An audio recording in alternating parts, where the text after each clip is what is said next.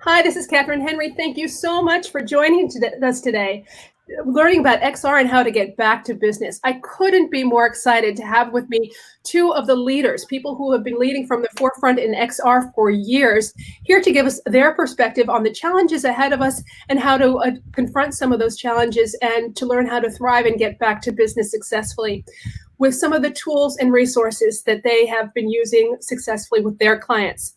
I have with me today Alan Smithson, who is CEO of Metaverse and head of AWE in Ontario.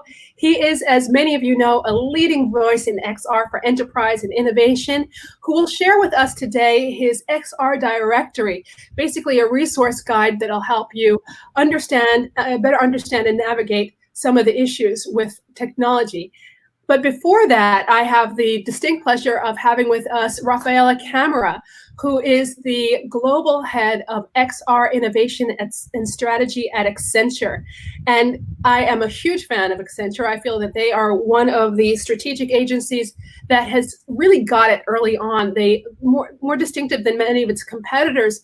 They took a big stake in XR for enterprise and has become a powerhouse, not just only with enterprise, but also with business consultancy, a creative agency, and technology.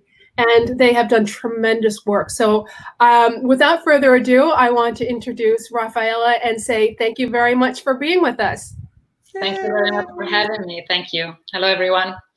What I thought I would do today is just walk you a little bit through how we think about XR, what it means to us, why we are investing so much in it, and give you also an idea of what we've done with clients to kind of like root a little bit more the solutions into something that you can envision or you can understand and that might apply to your specific business.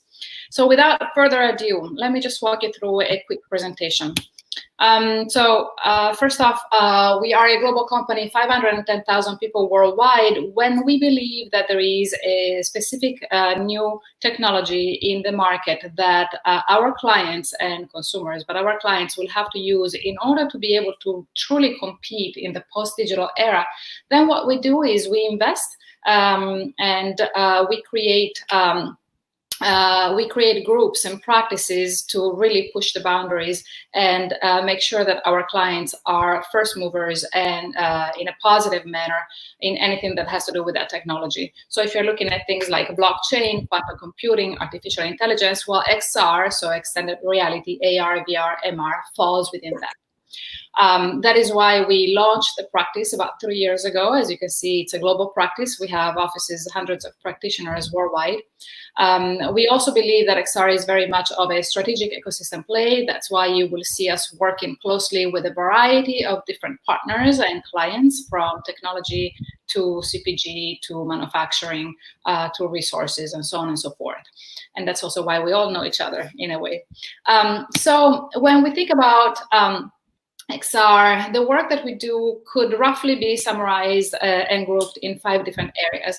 The first is AR connected worker, or connected worker in general. So how can you use AR, VR, or MR to help workers be more productive while they're performing a specific task at work?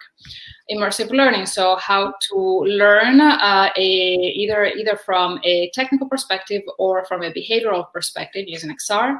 Virtual merchandising, which is really the idea of gathering data and behavioral data and analyzing that to maximize the sales in any environment, particularly in physical environments. XR consumer journey, how do you change and modify the traditional digital journey that a customer goes through that normally is web to mobile, to now include also mobile AR, mixed reality glasses, and VR to expand that journey, and then applying it to marketing, commerce, lead generation, anything else that the consumer might do. And lastly, and this is very important, is strategy and new products. How can we help our strategic ecosystem friends and clients and partners really think through what should they be doing in the future when it comes to XR that is outside of what we already seen, planning for that, and then executing on new products or new services. That could be hardware, it could be software, it could be a combination of both. So just to give you an idea, for example, what we did in the connected worker space, we worked with KLM. KLM was looking for a way to really find a way to make technicians, engine technicians, make their life a little bit easier, so that it would take them less to perform tasks on an engine, to make sure that it was fine. So what we did is we created a Microsoft HoloLens solution. They could see the engine, they could rotate it. At the same time, they could see the manual, they could see all the different parts numbers and refer to that, and that decreased the amount of time that it took them to do that from more than half an hour to less than 3 minutes. So that was a big success. I'm not going to show you videos because it would be a little bit difficult here streaming. I don't want to get into that trouble. Training. So Sempra Energy. It's a company based in Southern California. What we know is that performing tasks and trying to learn or be in an environment that is far away or that could potentially be dangerous is something that XR can greatly help with, because you can reproduce those environments at a lower cost, and you can also decrease the danger that the employees might be going through. So what we did for them is we created a VR training to let the line inspectors that normally would have to go out to the field to make sure that there are no infractions around the power lines, be able to do all of that in the classroom using VR, and decreasing the amount of time that it takes them to do something like that, from potentially a full day, considering it's about 2 hours to drive there, 2 hours to drive back and doing it, to about 20 minutes in classroom. For Kellogg's and in partnership with Qualcomm, we created a solution to determine where Pop-Tarts Bites would better be placed on a specific shelf. Pop-Tarts Kellogg's was launching a new product, Pop-Tarts Bites. They needed to figure out how to not cannibalize the sales of the other products while at the same time maximizing sales. They had already done those type of tests in a traditional manner that could be either online or in person. We actually repeated the same exact test in VR. We created the VR environment. We let them shop like they normally would. And at the same time, we used eye tracking embedded in a Qualcomm reference headset powered by the 845 Snapdragon to gather the exact details of what they were looking at, why, for how long, what type of action they were performing, while they were looking at something. Did they turn the product? Did they put it down? Did they put it in the cart? Did they put it back? And all of that gave us an incredible amount of behavioral information that otherwise we would have been unable to gather, even in a physical environment. So we were able to determine that you could do these tests in about half the time and half the cost.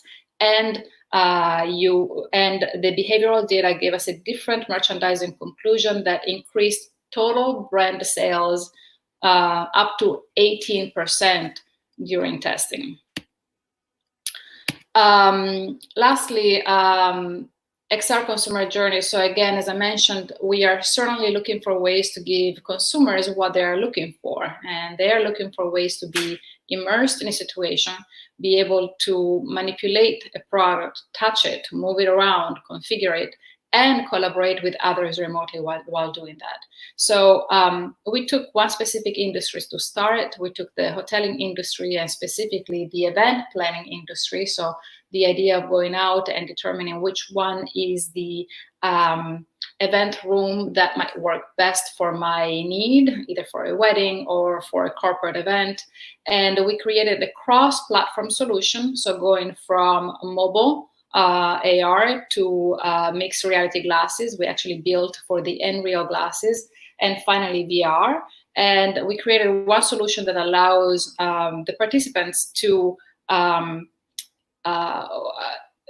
envision the space in an exact detail. They can walk through it one-to-one, or they can go through it in 3D. They are able to configure it, so they can modify the density of chairs and tables, the position of the stage, and other things like that. And they can do all of that while collaborating in real time with anyone else who could be anywhere else around the world. So imagine that I am in Singapore and I'm thinking about booking a room in LA. Well, the Los Angeles sales employee can be on their phone or in their glasses at the same time. I can watch it in real time and I can see the changes, also putting on my glasses or maybe my Vive headset and see how that changes and determine faster that is in fact the room that I want. We think that this could increase revenue by 8% in an industry that in the US alone accounts for $330 billion per year. Lastly, and we cannot talk about this too much, but again, we do, as I mentioned, a lot of work for the strategic ecosystem in general, the XR strategic ecosystem. So we do work like opportunity and ROI modeling.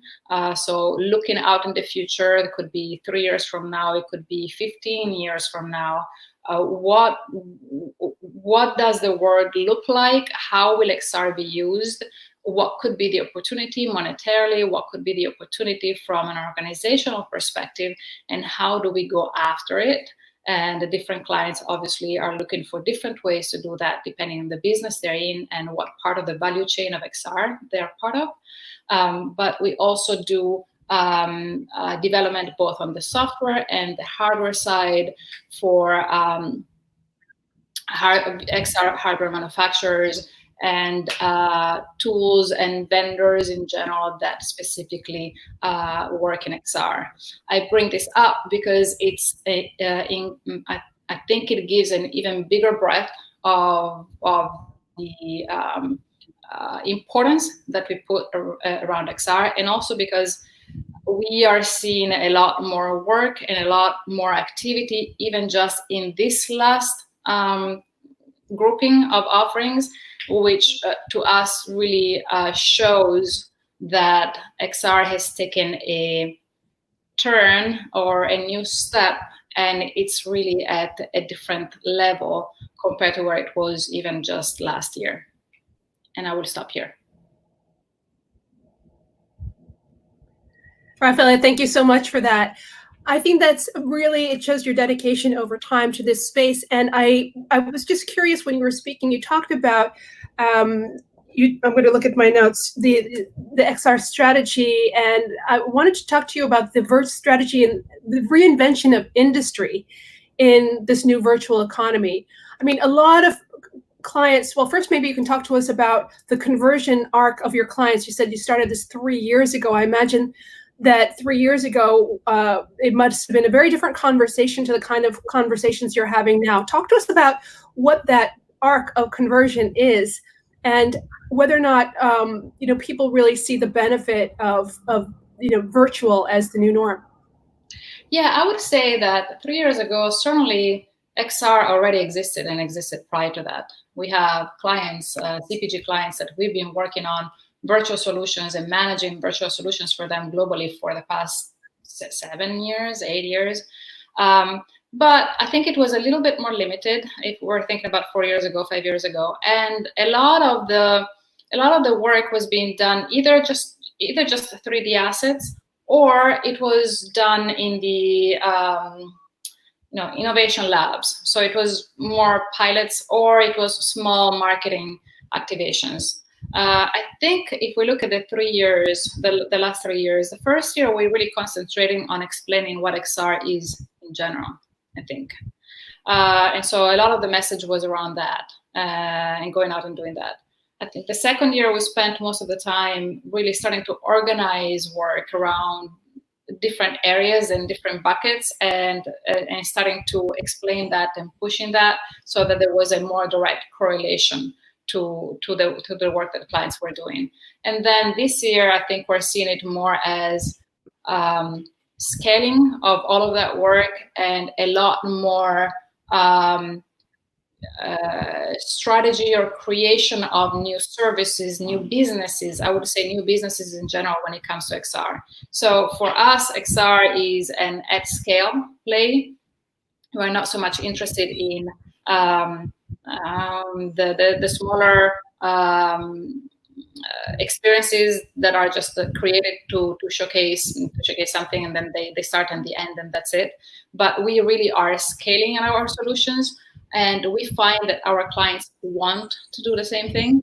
Obviously, you do it in steps and in phases, but everything that we do now is with a lens of an at scale opportunity that gets big over time. It's interesting that you say that, because I was reminded by, and I'm a big fan of the Accenture website. I think that you have a lot of great intelligence that's useful and actionable today. So those of you who haven't seen it, certainly check it out. But the reinvention of industry in particular, with respect to design and engineering, production and operations, that's a huge opportunity, especially since there's such a great push for automation right now.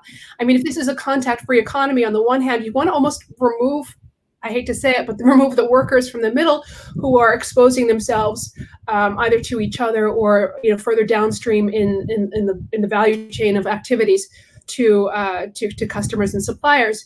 But what would you say to companies that aren't quite as agile? I mean, it seems that many people, they struggle seeing innovation not as an essential as a business cost rather than an essential investment. Have things changed? Yeah, I don't think it's viewed so much as innovation anymore. It's just a way of solving a problem. We talk about solutions, not about innovation necessarily. Yes, my title does say innovation, but the idea behind that is, in fact, to try to see, okay, if I have the value chain for this specific industry and something here is not working. Let's take the example of merchandising or run research to figure out how to best optimize sales. Well, if that is really costly and expensive, you have to fly people over, you have to create stores, and mock-up stores, and you have to keep them up and whatever else it might be. If we apply an extra lens to that, can we solve for that differently? Is it going to cost less? Is it going to be faster? And is it going to be giving you better results? So when you explain it that way, it just becomes a solution to that specific part of the value chain. It's not innovation per se anymore. Yes, you do it in an innovative way, but you're not investing into something that you don't know if maybe it's going to work or not. Basically, what I'm trying to say is we always lead with the idea of what is going to be the ROI for this. If there is an ROI, then that question that you mentioned kind of like by default goes away, particularly in these times. So in the drive towards automation to upskill workers, some 70% of CEOs in one of your surveys said that they expect to see intelligent growth. And so on the one hand, I think there's the natural urge and margin pressure to reduce the number of workers, but then the second phase would be to get people upskilled so that they're able to interact more with automation. Tell us about how you bridge the two and how people can expect to be more aligned with technology going forward. Yeah, I don't know that we look at it as reducing the number of people, but certainly for certain tasks, even right now, you want to have less people. If you're thinking about doing, for example, maintenance in a nuclear plant, you don't want to have so many people go in and do that type of work. You want to be able to add some form of automation, either with robots and things like that, or you want to be able to have somebody maybe helping you remotely.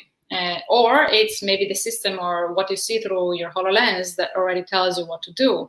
That is something that everyone wants. It's not, I don't think that there is a negative side to that. There is only the positive side of, I'm going to make you more efficient. You're going to have less trouble. It's not going to be as frustrating trying to bring a manual with you and see what it is. And by the way, it's going to be a safer environment. So I think that's kind of like how we look at things. Yeah, I would agree. I mean, I feel like it's really a question of containing costs because of margin pressures, and obviously in this moment when the economy has effectively come to a standstill, as well as driving automation. Yeah, but for certain things, it's not even just automation. Certain solutions are not possible unless you use XR.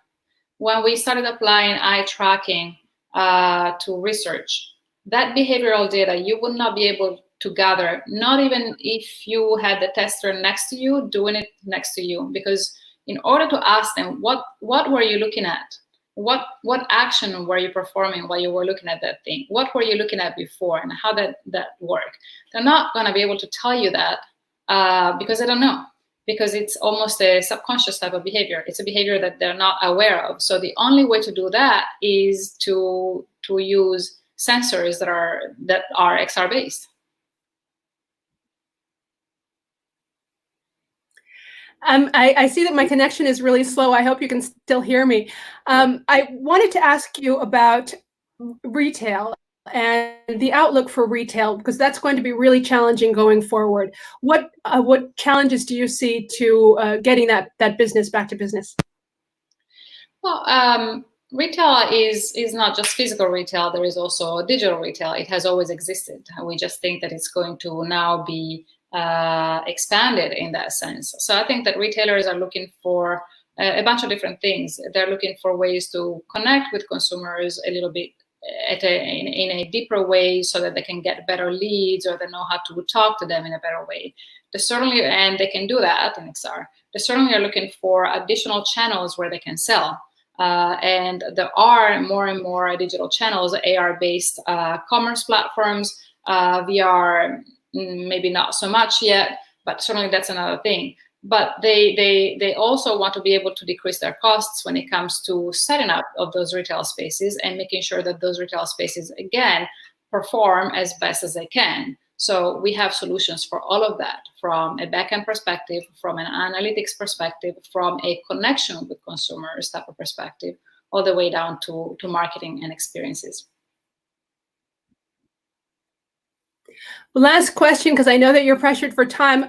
Would you say that virtual is the new digital, or is it an extension of digital? How would you compare the relationship of those two approaches?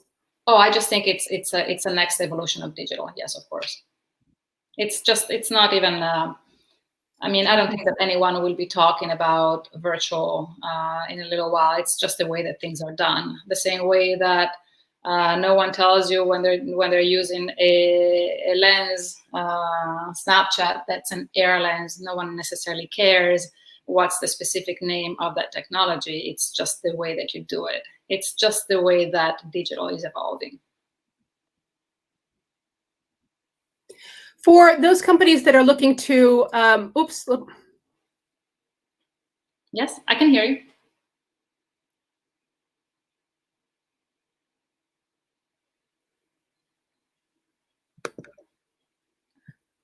For those companies looking to, damn it.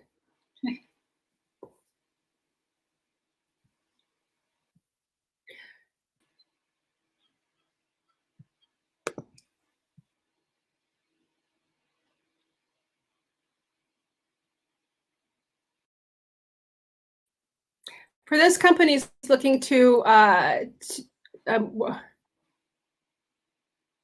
and ask the question. I can hear you. Okay. All right. For those companies who are looking to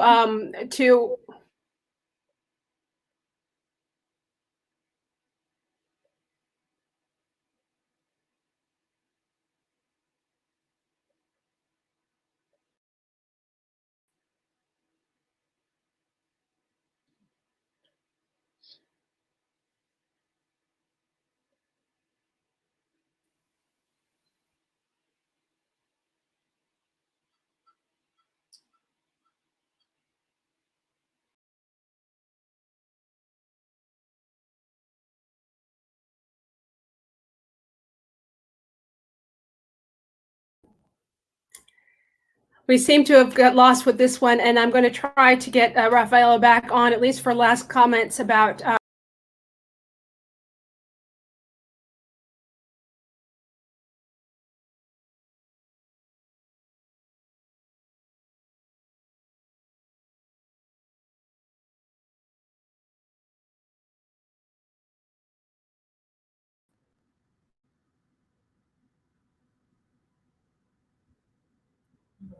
Okay, so we're going to switch over to Alan Smithson now.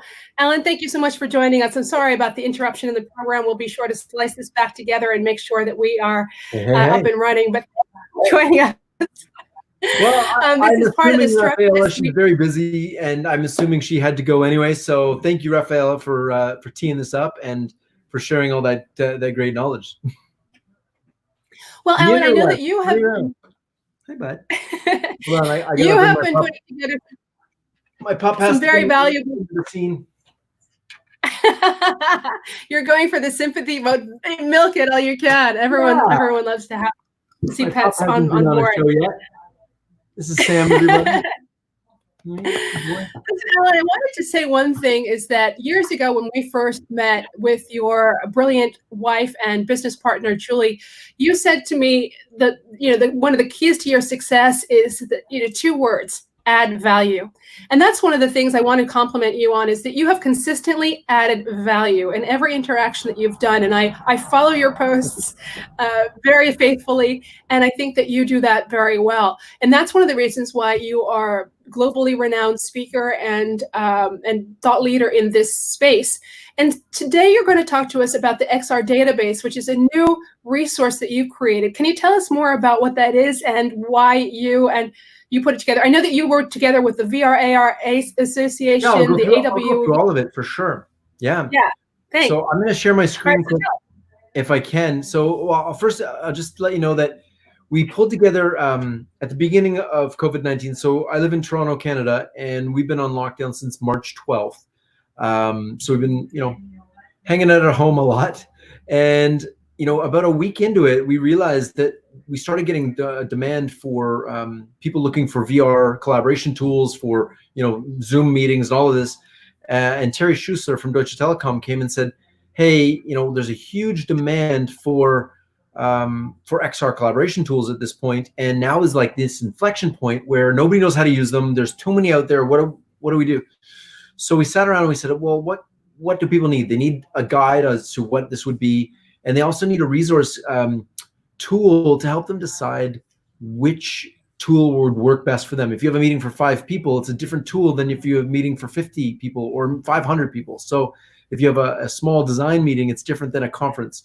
So really, what are the features of these platforms and products that could serve this? And to be clear, our company has no vested interest in XR collaboration tools. And so we brought together a group of people that have a vested interest in the XR industry, but not necessarily a specific dog in the fight of XR collaboration. We wanted to keep it as unbiased and as add value as possible. So I'm going to share my screen quick.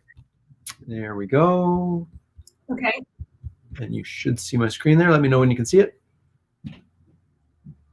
We'll add it to the queue and share it now. There you are. All right. Great. So I'll just give you a quick bit about who we are. We started Metaverse actually 4 years ago. Last week was our 4-year anniversary. And before that, I was doing VR and AR under a different brand name before that. So I've been working in VR and AR for 5 years, and we've been working as a strategy consulting, custom product development. We've built over 100 different projects for different companies, from anything from 360 video to 3D modeling to volumetric capture, you name it, we've done it. And the idea was to really understand the marketplace and create our own product. And so our product will be launched very soon. Stay tuned with that. We also started XR Ignite, a community hub and accelerator and investment fund to help startup studios, developers, and researchers understand where the market was going in terms of business and educational use cases. So we really positioned ourselves as the community hub to help developers, startup studios, and researchers understand the business needs of the business clients, and also bring the business clients and understand how they can work directly with startups and be that kind of conduit. And within that, we also started XR for Business and XR for Learning. XR for Business is a podcast we run. We just hit 100,000 listens. Woo! And you can visit at xrforbusiness.io or any of the podcasts, Spotify and Apple iTunes and all the rest of it. Same with XR for Learning. That's my wife's podcast, and she runs XR for Learning. She just launched it in March. And so it's picking up steam as well. It's xrforlearning.io, and it's available on all the podcasts. Before I get into why this is important, I want to just read these 4 quotes from the 4 industry leaders of, 4 of the largest companies in the world. VR will merge with AR and become part of everyday life. And that's Mark Zuckerberg from Facebook. Facebook, of course, bought Oculus for $3 billion and has invested countless amounts of money, time, and resources to bring virtual and augmented reality back onto the mainstream. Satya Nadella from Microsoft says, I feel that augmented reality is perhaps the ultimate computer. And if you think about this, as we progress from desktop computers to the internet to mobile phones, the natural progression is glasses that we wear every day. And maybe we wear them at the beginning for a few different things, maybe the collaboration and training and that, but eventually wear them for your everyday life. The next step will be for the very concept of the device to fade away. The whole idea of wearing glasses is not so that you can type on your phone and see a screen up in front of you. It's that your whole world becomes the screen. And when you look at something and say, how does that work? It can explain it to you in beautiful 3-dimensional learning. And we believe that the beginning of this really starts, with the phones on people's heads, and then it will go to glasses over the next 10 years. Who knows when? Doesn't matter. Which leads us to Apple. I regard augmented reality as a big idea like the smartphone. It's for everyone. It's huge. And Tim Cook, of all people, has invested a ton of money and effort into augmented reality. They released ARKit with the Apple phones, and now the new iPad actually has IR scanning, infrared scanning on the back camera. So now we could actually scan rooms with it and place things in those rooms in context. And another cool thing that you can do with the iPhone 11 is it has an IR camera facing your face, so you can now put things on your face, kind of like Snapchat filters and face filters. You can do that for e-commerce and stuff. So there's really been an evolution of technology from the radio to the television to computer to smartphone, and now we're looking at these kind of heads-up displays. And there's really a continuum of virtual reality, augmented reality, and mixed reality. Virtual reality is a fully immersive environment. Augmented reality, you're putting digital content using maybe a smartphone or glasses, but you're putting digital content overlaid in the real world. And then mixed reality takes that digital content and makes it interactable with the real world. So now you can have Pokemons dancing off your desk, or if you're in a factory, for example, you can look at a machine and augmented reality data or IoT sensor data can be placed right directly on that machine. So if you take away the glasses right now, there's over 5 billion devices that are 3D and AR enabled, from computers and tablets and Apple Android devices. They can see 3D experiences on the web. And that is really, really important, because the training wheels, or the beginning of all of this, really comes down to getting this into the hands of developers, into designers, into web developers who are dabbling in XR now, or maybe built some AR, but we really need to make it easy. And out of all of these, mixed reality and virtual reality are coming quicker than we had ever anticipated, which led us to make the XR collaboration platform. I just want to check in with you. Are we still good? We're still there, yeah. Okay, cool. Just checking in, making sure. So we launched the XR collaboration platform resource guide. It's a global resource guide to XR collaboration tools. It's a completely free guide. You can go to xrcollaboration.com and get it. We just released it about 3 weeks ago, and tomorrow, actually, we're releasing version 2. Version 2 has some updated information, and it also has a new directory tool that will allow you to go in and select the features that you're interested in, and it will shortlist the companies, and you can go in and learn about each company so you can select the right vendor for you. Yeah, it's a really, really great tool. We could not have done this without our sponsors and partners, the Area Augmented Reality Enterprise Alliance, Virtual and Augmented Reality Association, Qualcomm, Deutsche Telekom, T-Mobile, XR Bootcamp, Metaverse, Accenture, and of course, Augmented World Expo. So huge thank you to our sponsors. They not only contributed money to this, but also time, effort. This is a huge undertaking. This guide was 60 pages, and we've got over 1,000 man hours put into building this project. So thank you to those, and to our collaborators. I know Raffaella was just on this, but there's been a lot of amazing collaborators pulling this guide together. Terry Schussler really stepped up and wrote most of the guide. Myself and my wife Julie, Alice Fanazio, Mark Sage, Farhan Ozkan, Christian Wyman from Qualcomm, and Macy Davis, David Woodruff, Ben Irwin, Alex Colgan, Louisa Spring, and of course, Raffaella Camara. Shout outs to all of our friends. Yeah, it's all our friends, right? So I wanted to just show this quick. This is a company called Spatial, and it shows you a great idea of, They were on this show remote last week. collaboration. Amazing. So there you go. So I would assume it was maybe Jacob was on the show. Yeah. Was it Jacob? Yes. So this is an example of people putting on a head-worn device, seeing virtual characters, and collaborating with people via video chat as well. So that's an example of an XR collaboration situation, and that was done actually by one of our partners, Jonathan Moss, who did this for Sprint, that particular one. So we also, as part of this toolbox, we created an infographic that kind of outlines all the different players, from remote presence, skills training and simulations, immersive creativity, surgical, industrial, enterprise, social, events, entertainment, 3D and data visualization, construction engineering, architecture, gaming, automotive, network, and device management. All of these kind of fit in there. And we were just saying this morning how interesting it's going to be when, as this moves, and as things, as some of these platforms get acquired, merge, change, focuses. Yeah. Maybe they're doing, education one day, and they open a medical branch the next. So this will be in flux. And if you notice, we're in version 3 of this already, because this diagram has changed so much in the last 3 weeks, and we anticipate it. That's why, if you want to always have the most up-to-date information, go to xrcollaboration.com. And then, why can't I? I think that's it for the XR collaboration. There we go. That's it. So I just wanted to share that with everybody. And that guide is out there for free. As of tomorrow, the interactive tool set will be available at xrcollaboration.com. And yeah, I'm happy to answer any questions now. All right, well, I'm going to add the XR collaboration right now. Collaboration. I can't see my glasses.com. I hope that's it.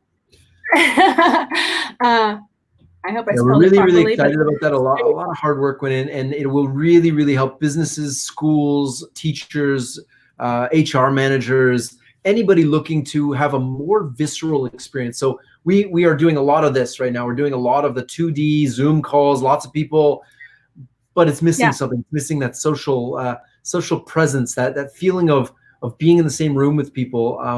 I had the really great opportunity to try and be part of the HTC conference, and they did their whole conference. Normally it's in person. Obviously we can't do that. So they did the whole conference in VR. They had thousands of people in there, and I was in VR, and their intro was incredible. You're sitting there in an amphitheater on an island in the middle of the San Francisco Bay. They built a virtual island, of course. And all of a sudden jets fly over, and they fly over and they leave the symbol of the HTC logo, or the HTC Vive logo. And it was just an incredible experience to be there with virtual people and having these jets fly over, things you just couldn't do. And one of the amazing parts of the presentation, they were talking about coronavirus. On a 2D screen, you saw it, and then all of a sudden these 3D coronaviruses came out of the screen at you. And then I looked around, and everybody was dressed in PPEs, in like a white PPE suits. And so it was like an experience you could never have over a 2D screen. It's not the same. It wouldn't matter. Yeah. So I think there's. I was there, and I agree. It's very powerful. I want to get back to your directory, because when I first saw it, I have to say, I was there when they first launched it, and I've been on the HTC and a lot of the calls. And as sort of insiders and advisors on the XR scene to enterprise and companies globally, you and I are very familiar with a lot of the content and capabilities. And to your point, this is a $209 billion industry, according to Markets and Research, of which VR AR is 20 billion. So it's growing, it's significant, and I think a lot of people are always surprised by that number. What number is it? I'm looking at the market. Sorry. VR AR, let's see, it's Statista said it's $18.8 billion. So it's roughly $20 billion, because it's accelerated since I think fourth quarter of last year when they did the study. So I'm estimating it's closer to 20 right now. But Markets and Research, there's a study that says the global ecosystem for XR is 209 billion. So, and I checked that many times, but it's the entire ecosystem. And to your point, there's been. I don't believe that. I call fake news. I've checked it. Hashtag fake I know. news. Well, I've looked at Okay, it several times. let's take I'm these looking at stats with a grain of salt. Hold let's on. get Let's these stats with a grain of salt. put Even some if of we're these. just saying, even if it's going to stick with the 20 billion according to Statista, which is large, Even but a it's been stretch, growing at but okay. 77% compound annual growth rate over the past 5 years. So it's not surprising if you consider all the startups all around the world and various other factors. There's over The suppliers, 100 on that XR collaboration list alone. Just on that one thing, exactly, there's 100 and it's very companies. Sorry? So the point is, what I'm saying is that, to your point, over the next several months, we're going to see really rapid M&A activity and investment in this space. So people should take this more seriously. I mean, do you get the sense that a lot of people still think it's gaming and that it's sort of limited applications? Not really. No, I get a sense that businesses are scrambling to figure out ways to solve the fact that all their employees are at home now. And this happens to solve a niche of some of them. Zoom calls went up 7,000 million% over the last 5, and that's a stat I made up. But Zoom, Team, all of these other tools shot up dramatically. The problem with where we are is we got caught kind of in this with the perfect tool without being able to access the hardware. So even if I wanted to deploy 1,000 VR headsets to my teams around the world and have VR meetings every day, I can't buy them. So until we solve the process of buying the devices and device management and security protocols and avatar creation and all of these things, it's going to be on the fringe. Now, all of these things are happening really fast, and things that we anticipated would take years are now accelerated to take months. And so I believe that everybody in this industry, and we know because we're getting bombarded with people, we have a new product, the XR industry itself are working harder than ever to solve these problems like security, multiple rooms, bringing in 3D models in multiple formats. Like, there's so much work to be done, and it was probably a 2 or 3 year roadmap that for the industry, and now we've compressed that to like a 6 month to 1 year roadmap. So I think you're going to see in the next. I would agree. Yeah, I think just people are just working, because what else you got to do? You're literally sitting at home. Like work 18 hours, doesn't matter. Who cares? Go up, see, eat. I agree, and I would add that automation is an additional incentive, because this is effectively a contact-free economy. So combining things like AI and chatbots, and again, Accenture has a really good map about the efficiencies that can be created and the scale of efficiencies through a combination of these different technologies. But of course, you have to learn how they work independently and how they can add value, and then think about how to. One of my advisors, DP Prakash, he saved his company $5 million using an AI algorithm for predictive maintenance in their factories. $5 million in 1 year from one algorithm.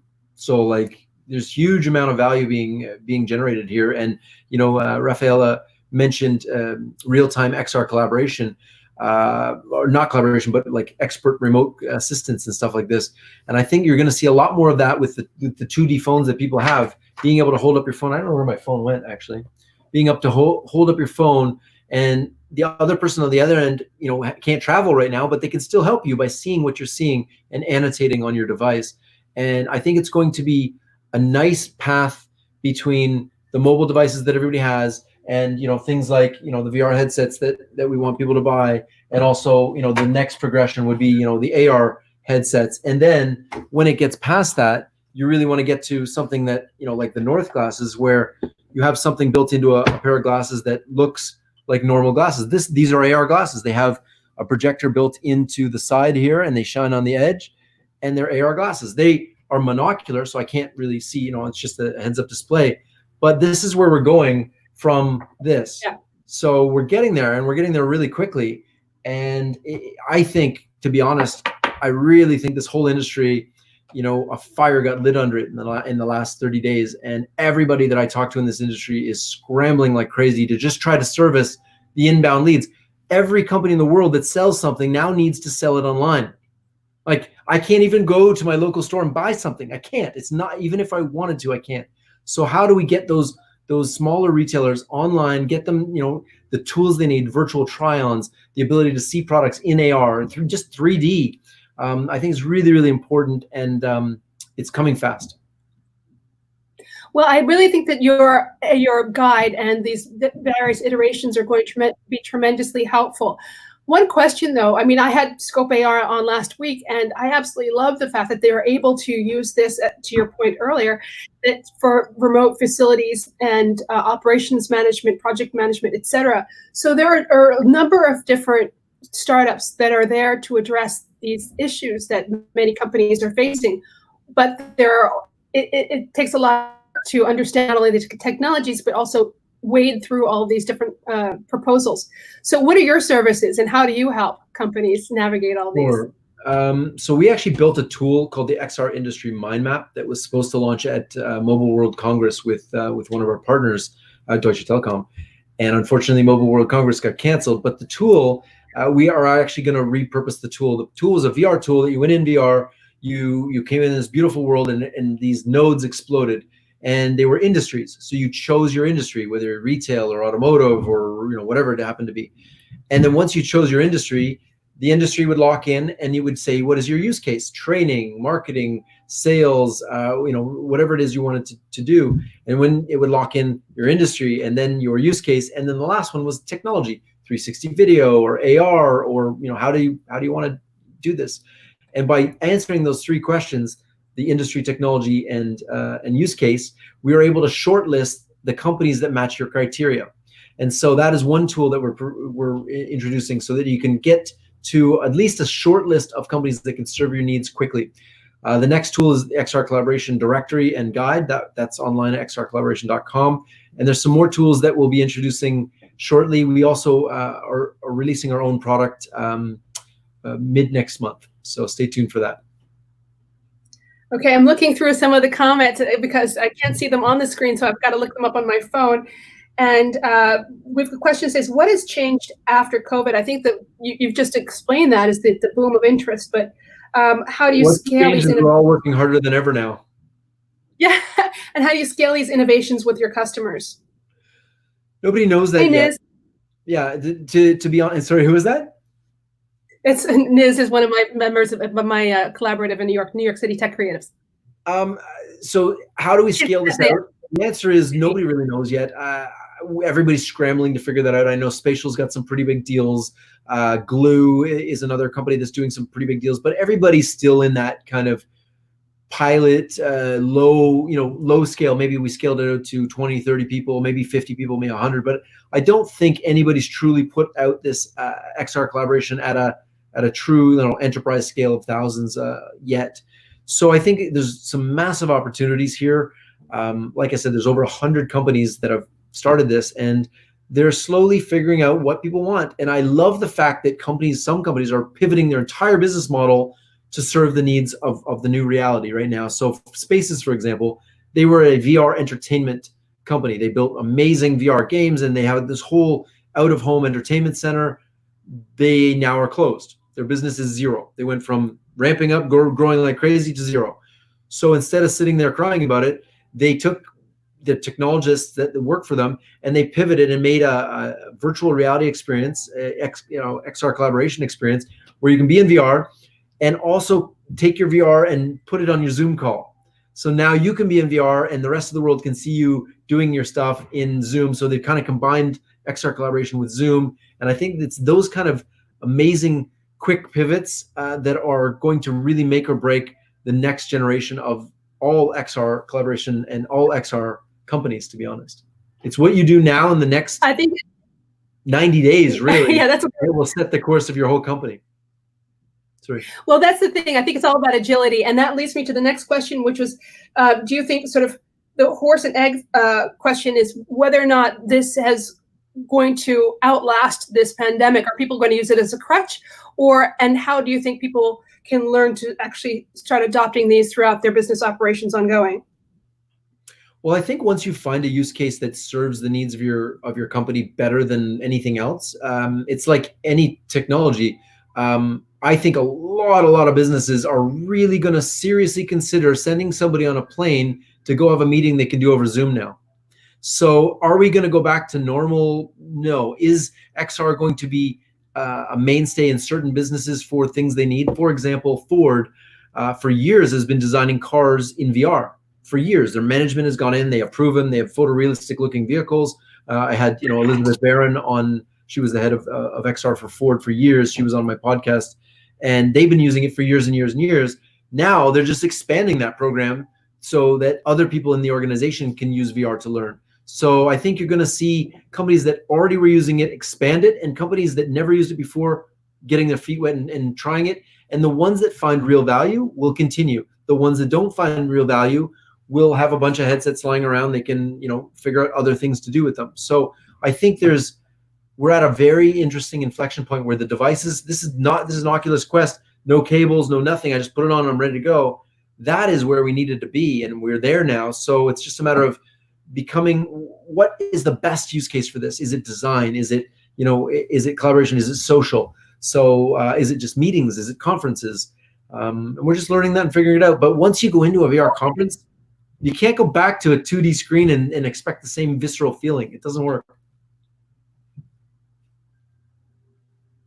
I would agree that, I studied virtual reality filmmaking, and as part of that course, it was a very intensive course, about semester-long VR, AR, and we thought, and one of the professors was also teaching a different class about designing websites in 3D, and they said that once you experience the world as you do in the real world, why would you go back to the flat web pages that were originally designed almost like phone books with stacks of paper and tabs? There's no reason to go back. I mean, now it's sort of, I say that we're in the new virtual era.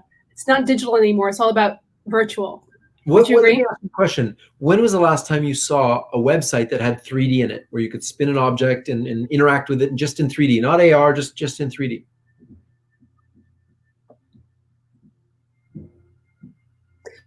Well, yeah, that's difficult, but I would say that the ones that have adopted AR, like Wayfair, they have seen very positive growth despite a cyclical downturn, not apart from COVID, even before COVID, because that they reduced the brick and mortar exposure and invested heavily into augmented reality, which worked very, very well with their brand and their concept, and helped them weather the storm much better than their competitors. So I think that even the initial steps with AR, even if it's not 3D, it really does.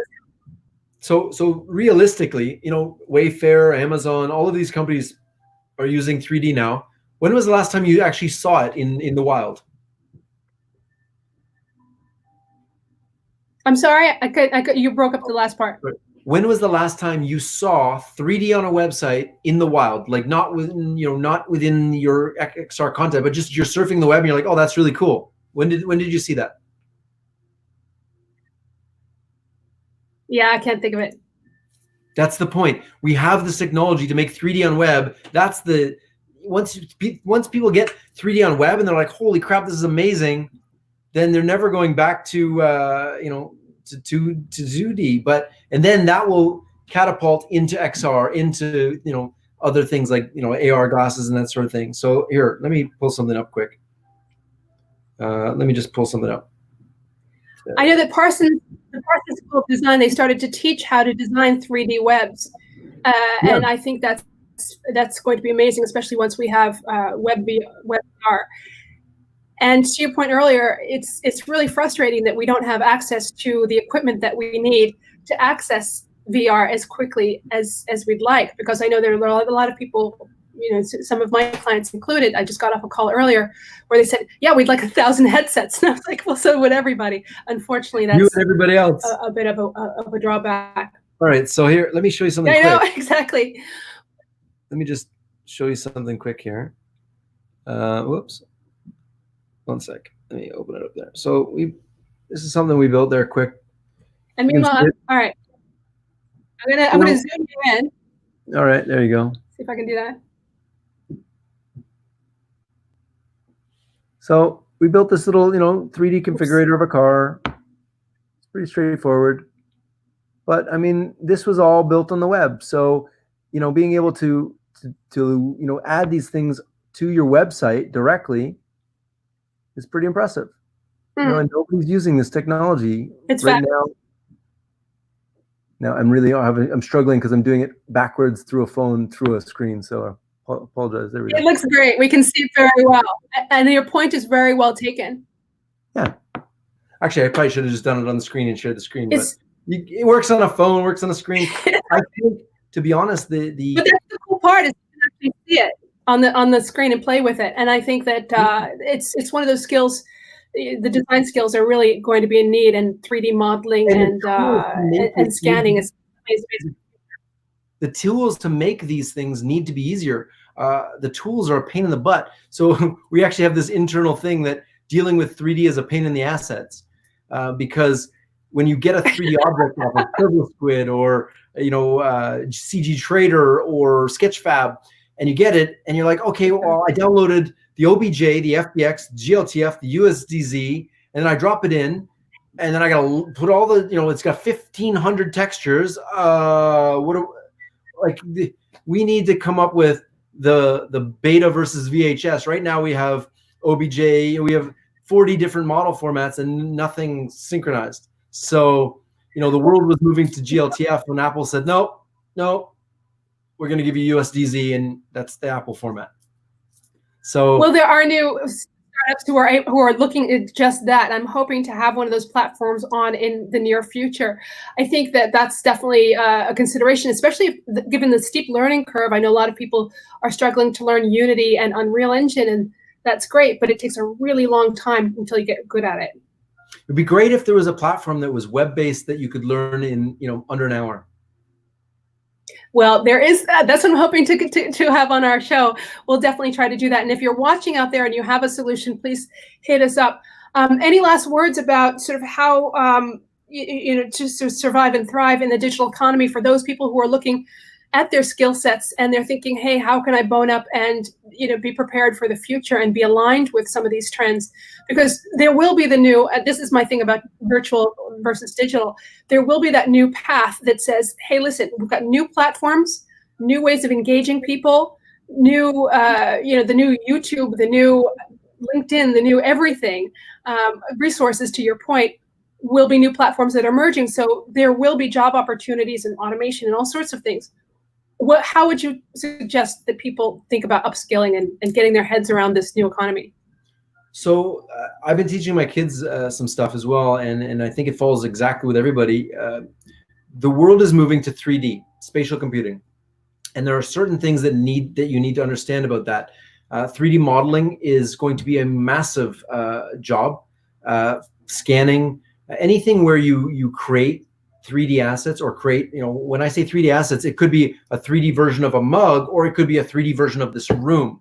And, the other thing about 3D is if I make a really high resolution mug and I put it into my, virtual scene, well, it can be the size of a mug, or it can be the size of the room, depending on how I zoom it in and out. So, being able to create 3D assets quickly, skills like Maya, Blender, these types of things, creating 3D assets, creating scenes, creating storytelling using those scenes.